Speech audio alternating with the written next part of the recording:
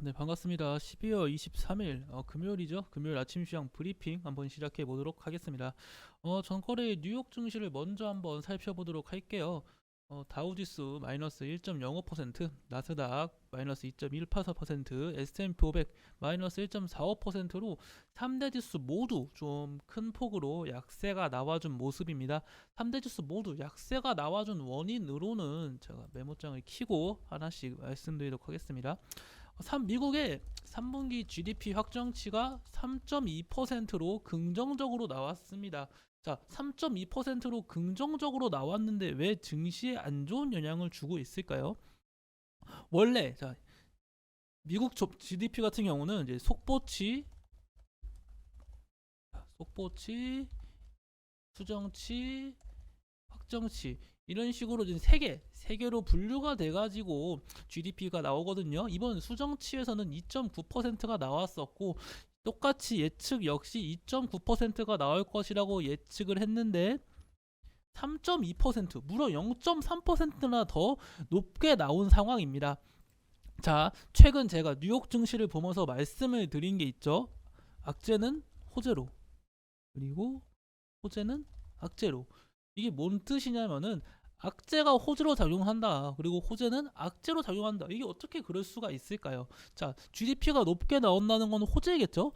호재지만 호재는 악재로부터 설명을 해드리면은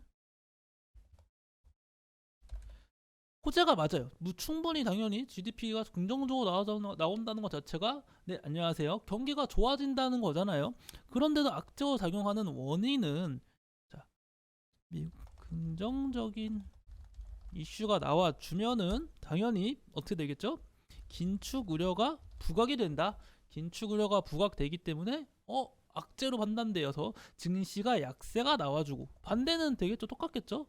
악재는 호재로 부정적인 이슈가 나와주면은 긴축 우려가 완화가 된다. 그래서 오히려 증시가 상승하는 모습이 나와주는 모습입니다. 그래서 이번에 3분기 GDP가 생각보다 긍정적으로 나왔음에도 불구하고 이런 식으로 증시가 전반적으로 크게 약세가 나와줬다는 것을 확인하실 수 있습니다. 거기에 더불어 뭐 영국 경제 GDP가 0.3% 위축으로 예상보다 0.2%나 더 안 좋게 나왔다. 영국 경제, 그쵸? 영국 경제가 생각보다 안 좋게 나왔다는 소식에 파운드와 파운드, 파운드와의 값어치가 하락을 했습니다. 파운드와의 값어치가 하락을 하면 상대적으로 달러의 값어치는 오를 것이고 달러의 값어치가 오르는 것 자체가 이제 또 증시에는 부정적인 영향을 준다. 이러한 영향력도 역시 있다 보니 전반적으로 증시가 좀 밀리는 모습이 이어진 하루였습니다. 자, 그리고 하나 보실 게 마이크론이 좀 영어 적자가 났습니다. 마이크론이 대표적인 반도체 관련주로 다른 반도체 관련주보다 가장 먼저 반도체 관련 실적을 내는 회사예요. 그래서 제가 마이크론을 보고 항상 사람들이 보통 얘기하는 게 반도체 관련주의 풍향계라고 표현을 하거든요. 풍향계.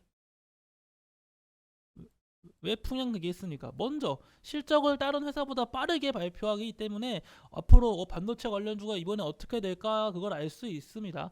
근데 뭐 마이크론이 이번에 영업 적자가 나왔다. 그러한 과정 속에 이번에 필라델피아 반도체 지수 요즘은 뭐 필라델피아 반도체 지수를 따라가지 않는다 이런 얘기를 국내 증시에서 몇 번 나오긴 합니다. 그래서 저도 뭐 한번 딱 참고만 하고 필라델피아 반도체 지수를 그렇게 뭐 어떻게 움직였네 이 정도만 딱 알고 말거든요. 아무튼 근데 4% 필라델피아 반도체 지수가 4%나 하락하고 있고 마이크론이 이번에 영업 적재로 인한 직원 감축이 있다 이런 얘기가 나와주면 당연히 뭐 반도체 관련주 삼성전자를 비롯한 뭐 SK 하이닉스도 그렇고요. 뭐 DB 하이텍 대표적인 반도체 종목이죠. 이러한 종목들의 약세가 나와줄 수가 있고 이런 반도체 관련주의 약세가 나온다는 것 자체가 국내 증시에는 좀 상승세를 제한시킬 것이고 하락세를 키울 것이다. 그렇게 판단이 됩니다. 자, 그리고 또 국내 증시에서 또 보아야 될 점 하나. 이걸 빼먹을 뻔했네요. 그리고 테슬라. 테슬라가 좀 큰 폭으로 빠졌습니다. 보이시다시피 테슬라 주가가 8%나 약세가 나와주고 있습니다. 시간외 거래에서도 2%가 빠지고 있고, 그렇다는 것은 전기차 중심의 2차전지 관련주도 약세가 나올 것이고, 그렇죠? 반도체 관련주도 약세가 나올 가능성이 크고, 금일 좀 하락세가 좀 크게 나올 수도 있기 때문에 좀 무리한 뇌동 매매는 정말 자제하셔야 됩니다. 금일 좀 약세가 좀 크게 나와줄 수 있어요. 그리고 하나 더 봐야 되는 거는 젤렌스키 관련 이슈가 있습니다. 2월 젤렌스키가 이제 내년 2월에는 유럽 간다. EU 대면 회담을 진행하겠다. 이런 식으로 얘기를 하고 있고, 이 대면 회담에서 재건, 그러니까 좀 종전 관련 이야기가 나왔으면 좋겠으나, 이번에 미국 방미를 하면서도 무기 지원을 받았잖아요. 종전 관련 이야기보다는 오히려 뭐 무기 지원을 받고 왔고, 이번 내년 2월에서도 과연 종전 관련 이야기가 나올 것인지, 무기 지원해달라, 러시아 규제해달라 이런 식의 얘기가 나올 것인지 한번 주목을 해봐야 됩니다. 이게 좀 극과 극으로 갈려요. 종전 관련 얘기로 좀 원활하게 도와달라는 시기면은 당연히 재건 관련주한테는 긍정적인 이슈가 될 것이고, 러시아를 더 조여주고 제압하고 또 이런 식으로 더 러시아를 좀 구석으로 모는 그런 식으로 러시아의 목을 조는 행동을 빨리 해줘, 이런 식의 이슈가 나와준다면은 당연히 우크라이나 재건 관련주한테는 부정적인 영향이 나올 수 있겠죠. 그렇기 때문에 이거는 뭐 내년 2월까지 가봐서 어떻게 나오나 한번 지켜보시고, 자 그리고 마지막으로 또 하나 이슈 말씀드릴 거는 이제 금투세가 결국에는 이제 2년 유예가 됐습니다. 금투세 2년 유예됐고, 대주주 양도세는 현행 유지 10억으로 그대로 갑니다. 그러다 보니 개인의 강한 매도세가 나와줄 가능성이 큽니다. 처음엔 기대가 많았죠. 뭐 30억을 할 수도 있다, 뭐 100억까지 올라갈 것이다, 이런 식으로 기대가 많았는데 주식 양도세를 결국은 현행 유지 10억 그대로 유지하고 있는 상황이에요. 일단 금투세 시행은 확실히 뭐 2년 유예된다는 게 너무 참 다행이기도 하고요.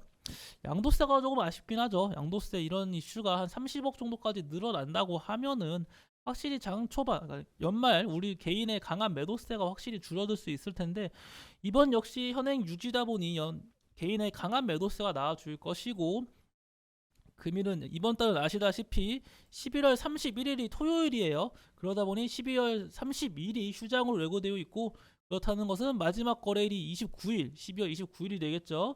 29일의 전날인 28일은 배당락 당일이 될 것이고, 27일은 배당 기준일이 될 것입니다. 그렇다는 것은 27일까지는 개인의 강한 순매도세가 강하게 나올 수가 있다, 그렇게 말씀드릴 수 있겠습니다. 그러한 과정 속에 국내 증시 지금 코로나19 테마가 가장 강력한 테마예요. 코로나19를 이길 만한 뚜렷한 테마주가 없는 상황이거든요.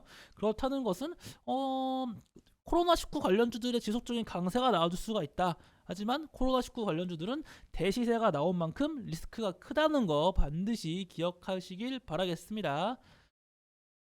자, 금일 국내 증시 1%가 넘는 개파락이 나와주고 있는데, 국내 증시 최근에 개파락이 나와준 다음에 빠르게 회복하는 모습도 많이 포착되었거든요. 개파락 이후 추가적인 약세가 나와주는 것이 아닌 빠르게 회복세가 나와줬다가 다시금 밀리는 한이 있어도 어쨌거나 개파락이 나온 증시는 최근에는 많이 좀 회복해주는 모습이 나왔으니까 금일 역시도 좀 회복세가 나와주길 기원해 보겠고, 또 좀 상승 랠리가 좀 이어졌으면 좋겠습니다. 자, 금일 장 시작했으니까 금일 증시의 움직임 어떻게 움직이나 하나하나씩 체크해 보도록 하겠습니다. 자, 기다려 볼게요.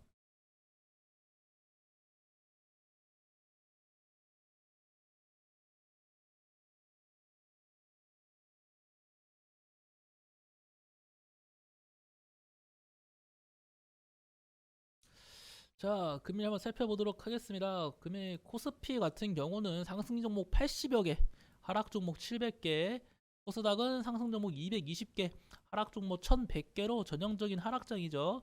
축을 보시더라도 코스피 같은 경우는 개인과 외인의 순 매도세 속에 일단 기관의 순 매수세가 들어오고 있습니다.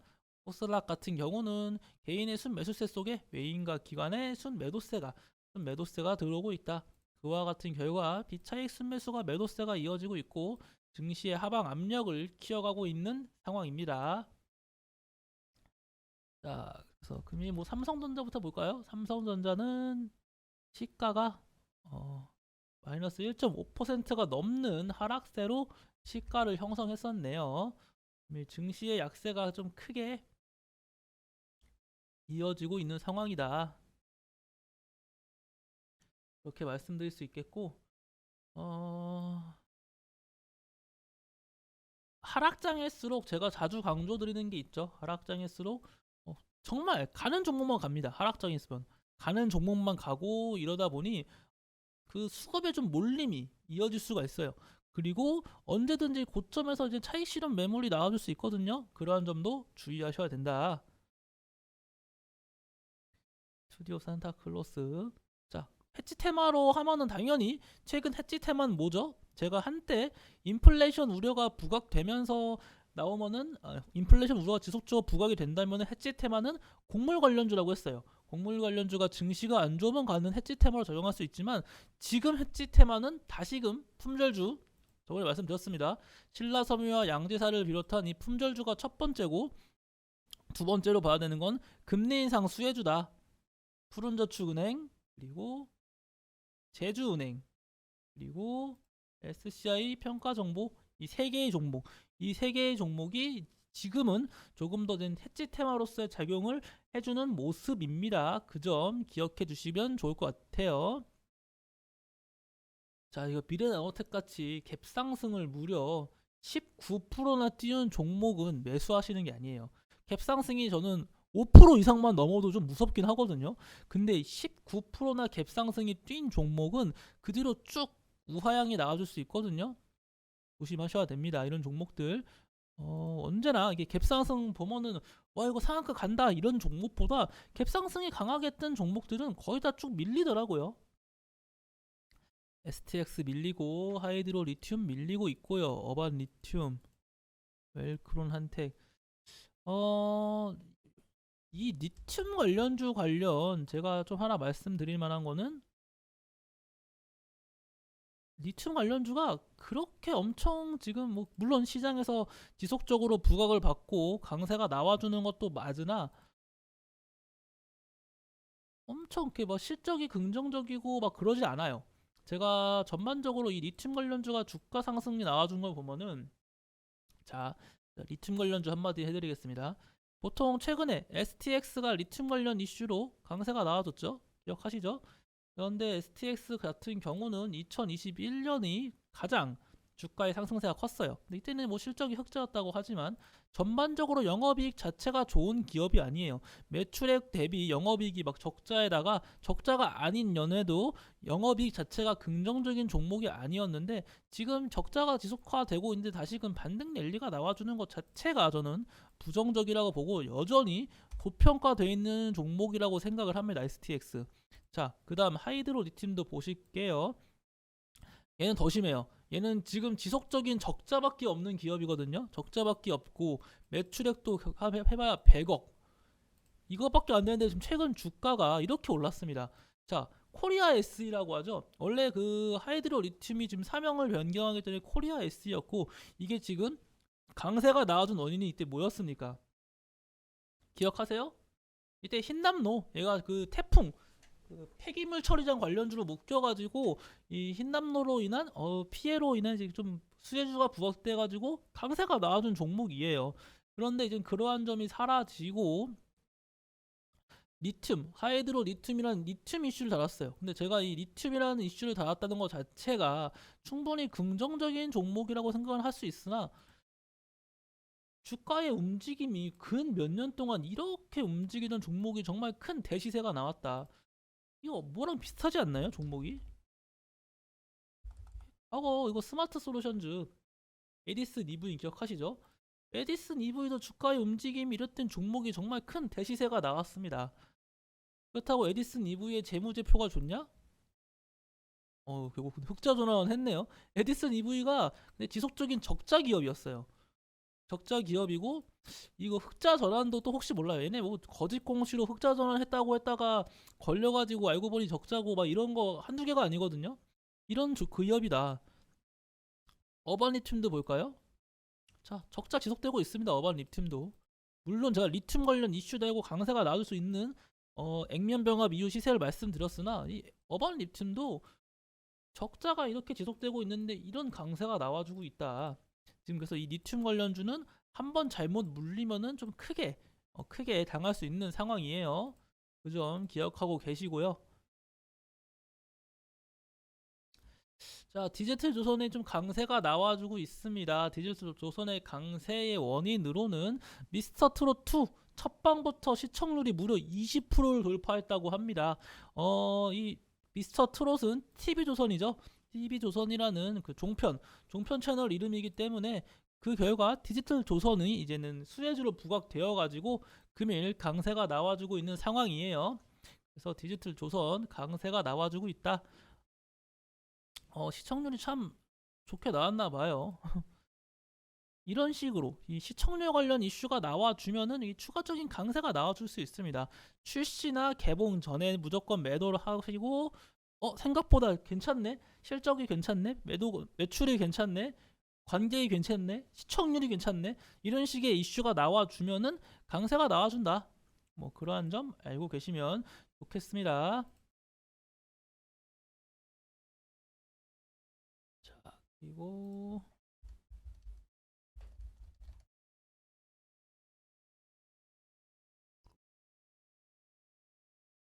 레고캠 바이오는 뭐 이런 식으로 개별주 이슈죠. 암젠과 1조 6천억 원 규모의 ADC 플랫폼 기술 이전 계약. 레고캠 바이오가 이 ADC 플랫폼하고 좀 인연이 좀 많은 기업이에요. 옛날부터. 그거는 뭐 알고 계시면 좋을 것 같고. 일단 금일 제주은행이 좀 반등이 나와주곤 있어요. 전날 악폭과대로 인한 주가의 하락폭이 좀 크긴 컸거든요. 그로 인한 낙폭과대로 인한 반발 매수세가 나와주고 있는데 그 반발 매수세가 얼마나 크게 나올지 한번 주목을 해보겠습니다.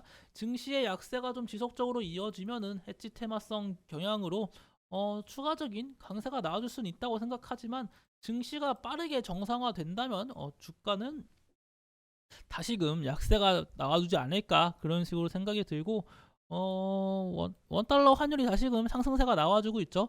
원달러 환율의 강세가 다시금 나와주고 있다. 전날 달러화의 강세가 나와줬다고 제가 방송에서 말씀을 드렸죠. 그러한 점을 고려한다면 원달러 환율의 강세가 나와주는 것은 뭐 자연스러운 모습입니다.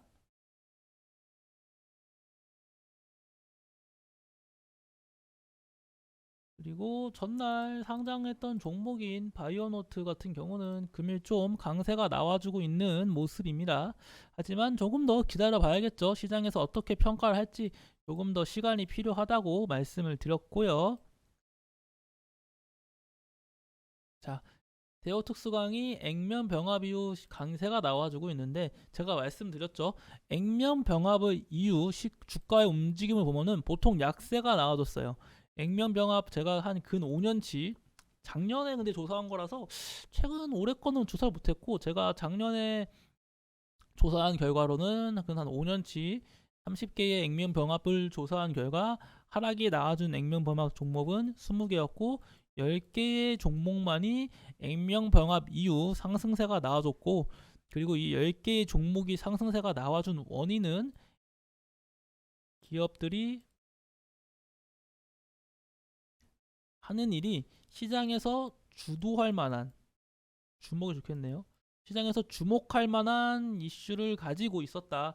시장에서 주목할 만한 이슈를 가지고 액면 병합을 하니까 추가적인 강세가 나왔고 그냥 시장에서 주목받지 못한 이슈로 액면 병합을 한 종목들은 결국에는 쭉 우하향이 나왔다. 아까 말씀드렸던 어반 리튬 같이 리튬 관련주는 결국에는 시장에서 충분히 주목을 받을 만한 이슈잖아요. 최근 리튬 관련주가 뭐 약세, 금일은 물론 약세가 나와주고 있는데 약세가 뭐 지속적으로 이어진 종목도 아니고요. 자, 한덕수 총리 마스크 완화 조건 4개 중에 2개 충족 시에 결정하겠다. 자, 환자 발생 안전화, 위중증 환자와 사망자 발생 감소, 안정적 의료 대응 역량, 고위험군 면역 획득 등 4가지 조건 중 2가지 이상이 되면은 실내 마스크 해체를 하겠다. 어, 지켜보겠습니다. 과연 이게 어떻게 될지, 일레 마스크가 정말 해제가 될지, 해제가 된다면은 화장품 관련주 빠르게 한번 주목해 보시라고 말씀드렸습니다. 화장품 관련주는. 그리고 또 하나 지켜봐야 될 점 하나는 이제는 그, 그 중국 의존도, 그쵸? 중국 의존도가 다소 적은 종목으로 찾아가지고 매수를 하셔라, 자주 말씀을 드렸고, 일단 금일 증시의 약세 속에 전반적으로 화장품 관련주도 좀 밀리는 모습이죠. 어쩔 수가 없어요. 영원히 상승세만 나와주는 종목이 없습니다. 영원히 하락세만 나와주는 종목도 없고요.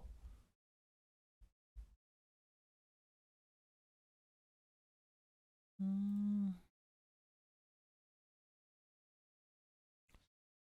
이 콜마 BNH를 좀 눈여겨보고 있었습니다. 이거 콜마 BNH가 좀 어이구,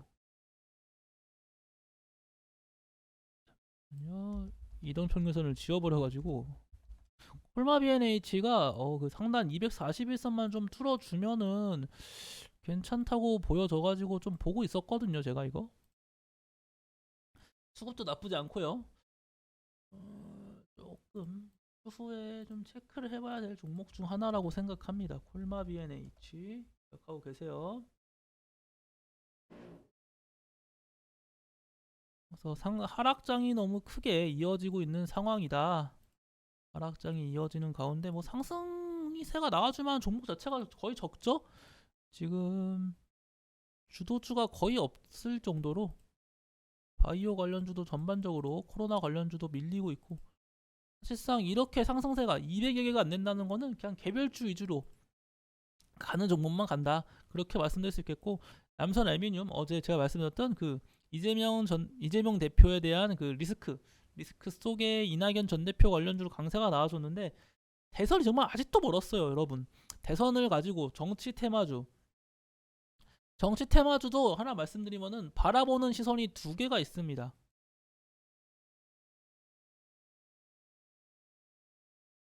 정치 테마주를 바라보는 시선이 두 가지. 하나, 저는 대선 때는 하는 게 맞다 생각해요. 대선에는 정치 테마주 해야죠.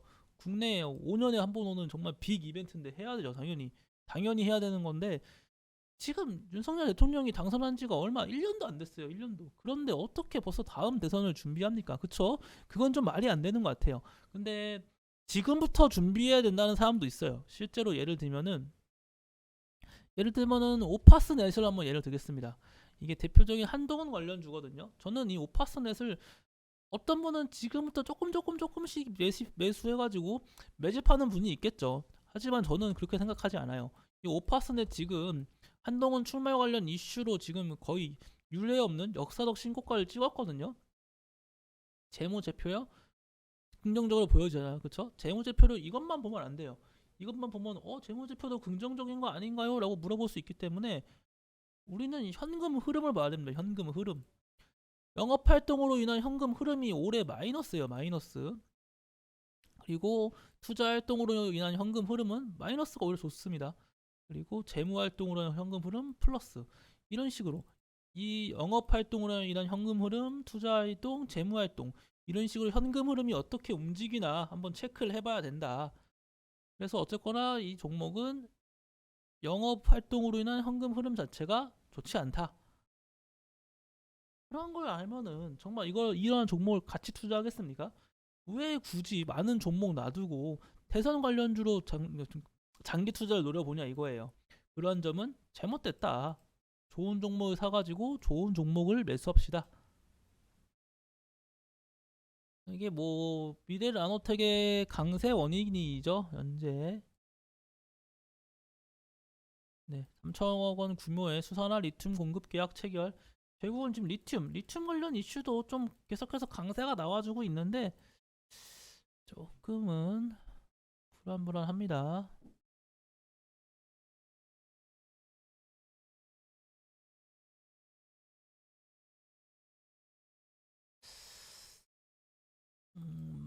반등이 나와주지 못하고 좀 밀리고 있네요. 양거래소 모두. 일단 코스닥 같은 경우는 700포인트를 내주고 있고 코스피 같은 경우도 지금 60일선을 이탈하고 있는 모습입니다. 어, 일단 2290포인트까지는 약세가 나와줄 수 있다고 충분히 생각합니다. 저는 2290포인트까지는 약세가 나와줄 수 있는 위치다, 이렇게 바라보고 있고, 코스닥 같은 경우는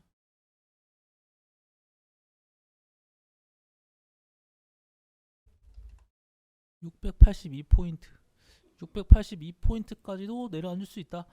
이게 하지만 그래도 말씀드렸죠. 나스닥이 지금 10,000포인트 부근이 아주 하방에 있기 때문에 10,000포인트 이하로 깨더라도 순간적으로 다시금 반등이 나와줄 거예요.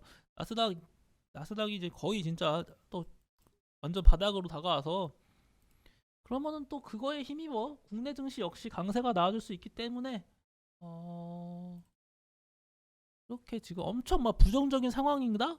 그렇지도 않아요. 그렇게 엄청 부정적인 상황은 아니다, 그렇게 생각이 들고 있습니다.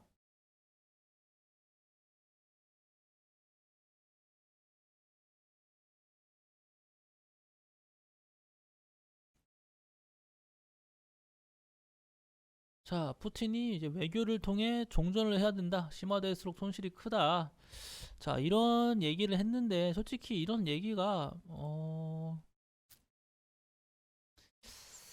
글쎄요.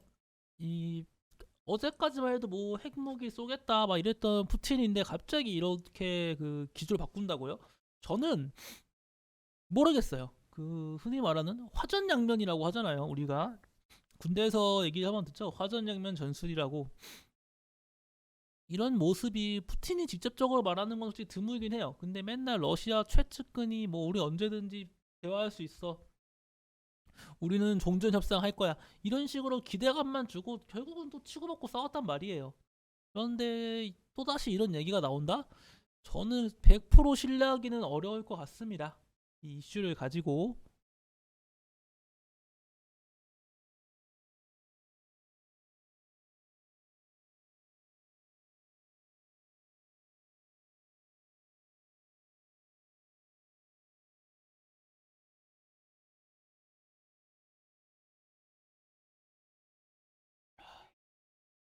음,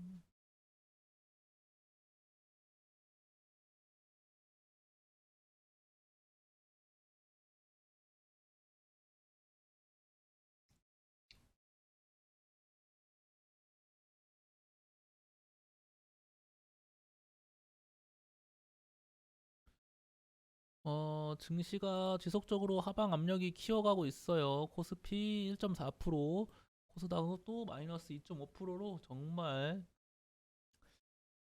증시가 좀 약세가 이어지고 있네요. 이럴 때일수록 내동매매 하시면 안 되고요. 언제나, 그쵸? 외동매매 하시면 진짜 큰일 납니다. 급등 종목 같은 거 따라가다가 괜히 오늘 증시 다 밀리네 급등 종목 따라가시면은 큰일 나요, 큰일.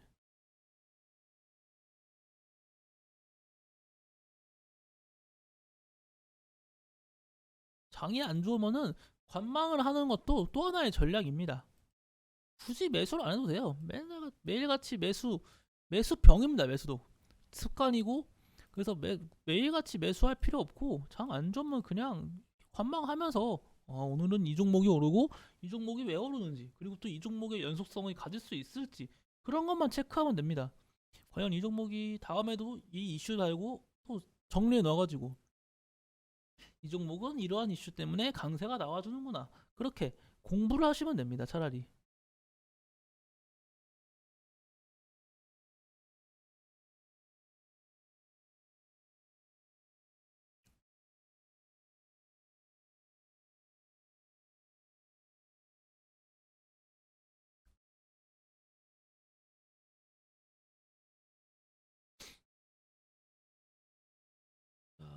그리고 뭐 딱히 장이 안 좋아서 원래 금요일에는 좀 이슈거리가 다소 적거든요.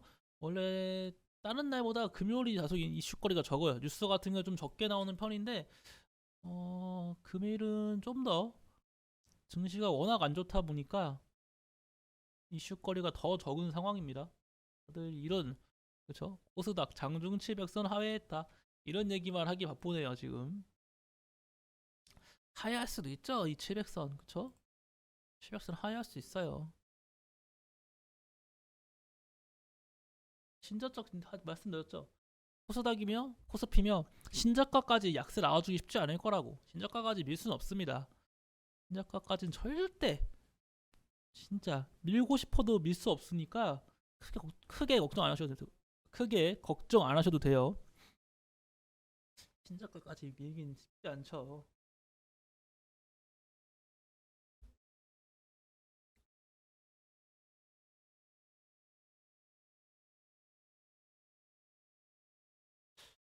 아,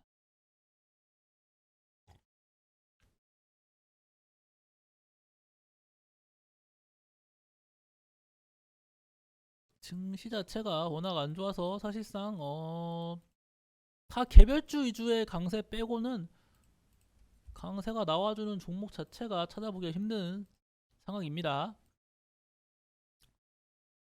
미래나노텍, 디지털조선 이런 종목들.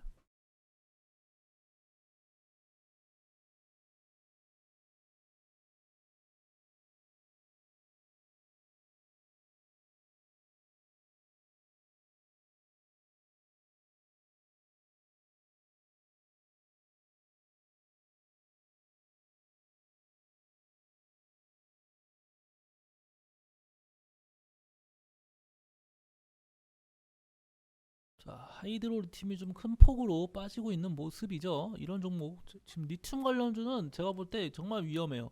제가 원자재 관련주 좀 긍정적으로 보는 편이거든요. 근데 지금 리튬 관련주 전반 뭐 이런 포스코 그룹주는 뭐 제가 좀 단단한 기업이니까 좀 이해라도 하는데 그걸 제외한다면은 지금 하이드로 리튬 빠지고 있고 어반 리튬 밀리고 있거든요. 이제는 조금 이제 리스크가 있는 종목들이 되지 않았나 그렇게 생각이 듭니다. 이 리튬 관련주. 음, 카카오 게임즈는 좀 밀리고 있습니다. 카카오 게임즈. 일단 카카오 게임즈 같은 경우는 그 1월 5일 날 에버소울이라는 게임이 있는데 이 게임이 내년 1월 5일 다다음 주 목요일이네요. 다다음 주 목요일 날 출시 예정으로 지금 예고가 나왔거든요. 그래서 1월 5일 날 출시가 예정이 되어 있고 뭐 만약에 카카오 게임즈 매수하신 분들 계신다면은 늦어도 1, 2일 전 그래서 하루나 이틀 전에는 그렇다는 것은 1월 3일이나 1월 4일까지는 완전히 매도해가지고 좀 정리하시고 정말 추후에 이 뭐 에버소울이라는 게임이 뭐 재밌어가지고 뭐 매출액이 좋고 이런 얘기가 나와주면은 그때 다시금 매수 타점을 잡아보세요. 아셨죠? 카카오 게임즈는 그렇게 대응하시는 것을 권유드리겠습니다.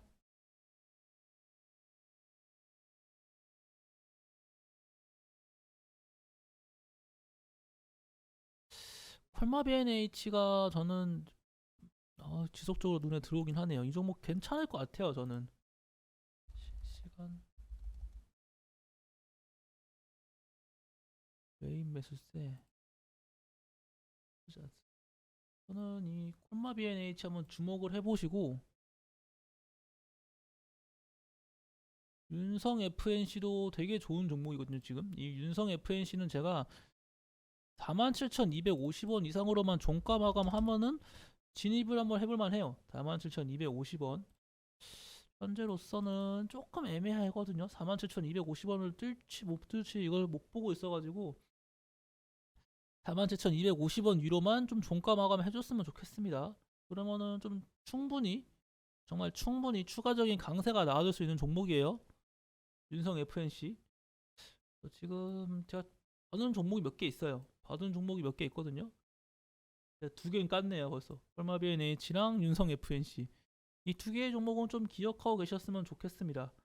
충분히 승산이 있다 이렇게 보여지기 때문에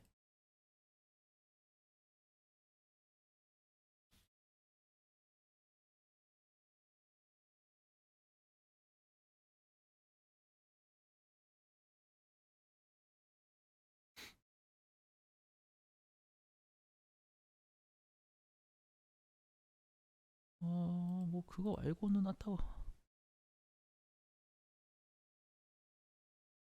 현재로서는 네, 뭐 말씀드릴 만한 종목들은 다 말씀을 드린 것 같고 제가 준비한 내용도 이제 거의 다 끝이 났거든요.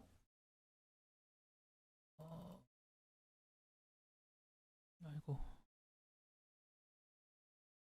저 뭐 딱히 다 개별주의지로의 강세 나와주고 있는 모습이고 일단 특히 딴 건 몰라도 이 하이드로 리튬은 확실히 조심하세요. 이 종목은 확실히 조심하시길 빌겠습니다. 네옴시티도 좀 추가적인 눌림이 있네요. 제가 네옴시티 관련주 한번 강세가 나와줄 수 있거든요, 충분히. 근데 좀 추가적인 눌림, 증시의 하방 압력 때문에 더 크게 눌리는 모습이 이어지고 있는 상황입니다.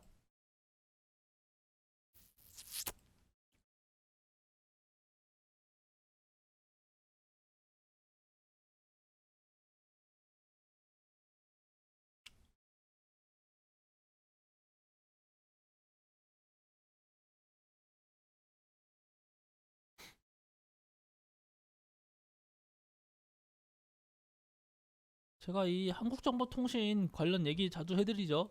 그 애플페이 관련주인데 이거 애플페이가 어쨌거나 국내 출시는 할 거란 말이에요. 그리고 베트남에는 이미 애플페이 관련 이슈가 있었고 말씀드렸죠. 12,150원부터 11,600원 이 사이에 놓이는 순간부터는 가격적인 메리트가 있는 구간이다. 이 구간이요. 11,600원에서 12,150원 요 사이에 있으면은 가격적으로 메리트가 있기 때문에 한번 매수 타점을 잡아봐도 나쁘진 않을 것 같습니다. 그래서 조금씩 분할 매수 관점으로 조금씩 매수하시면은 긍정적으로 작용할 수 있을 겁니다. 이런 게 또 왜냐면 한국 애플페이 같은 경우는 언제 나올지 모르잖아요. 그러니까 그거에 대한 불확실성 때문에 한 번에 크게 투자하면 안 돼요. 무조건 분할 매수로 조금씩 비중을 늘려가면서 평균 단가를 좀 유지시켜주고 낮춰주면다가 낮춰주고 올르면 또 올려주고 이런 식으로 좀 평단가를 좀 유지시켜 주는 것이 좋다. 잔잔하게 분할 매수 무조건 하시길 바라겠고 자, 뭐 제가 말씀드릴 만한 내용은 다 말씀드린 것 같습니다. 오늘 금요일인데 장이 좀 안 좋아서 좀 기분이 썩 좋지는 않거든요. 그쵸? 하지만 빠르게 좀 회복세가 나와주길 빌겠고 뿐만 아니라 일단은 국내 증시도 역시 과대 낙폭 상태입니다. 이러면 또 장 후반에 반발 매수세가 들어올 수 있는 거거든요. 그러한 점을 고려한다면은 좀 증시의 회복이 좀 빠르게 나왔으면 좋겠습니다. 자, 일단은 오늘은 방송은 여기까지 마치겠고 이상 궁금한 내용 있으시면은 유캔스탁 어플을 통해 메신저 어플을 통해 저한테 물어보시면 제가 친절하게 답변해 드리도록 하겠습니다. 자, 오늘도 고생 많으셨고 저는 장 끝나고 마감 시황 라이브 방송으로 한 번 더 찾아뵙도록 하겠습니다. 감사합니다.